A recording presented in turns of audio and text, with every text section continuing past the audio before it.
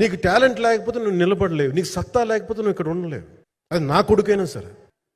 మౌనం అన్నిటికీ సమాధానం. సో నాకు మనస్ఫూర్తిగా ఈ స్టార్ కాస్టింగ్ ఒకటి అంటే నా చిత్ర పరిశ్రమ మీద ఎందుకు ఇంత గౌరవం అంటే మనందరం కులాల మీద, మతాల మీద, ప్రాంతాల మీద, భాషల మీద కొట్టుకుంటూ ఉంటాం.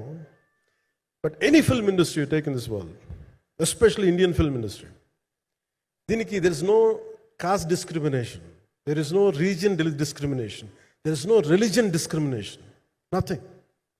It's purely your creative potentiality, purely your creative ability. నువ్వు చిరంజీవి గారి తమ్ముడు కావచ్చు, చిరంజీవి గారి కొడుకు కావచ్చు, లేదంటే ఇంకొకళ్ళు అబ్బాయి కావచ్చు, మేనల్లుడు కావచ్చు, ఇట్ డజంట్ మ్యాటర్. నీకు టాలెంట్ లేకపోతే నువ్వు నిలబడలేవు, నీకు సత్తా లేకపోతే నువ్వు ఇక్కడ ఉండలేవు.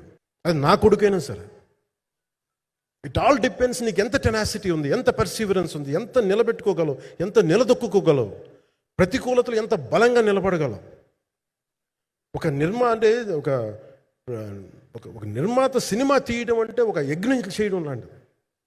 తిట్లు తినాలి, ఇబ్బందులు పడాలి, అన్ని పడిన తర్వాత ఫైనల్ డబ్బులు మిగిలితే కూడా లేదు తెలియదు. ఇలాంటి పరిస్థితుల్లో నాకేమనిపించిందంటే ఈయన పడ్డ కష్టం చెప్పాలనిపించింది ఈ రోజున.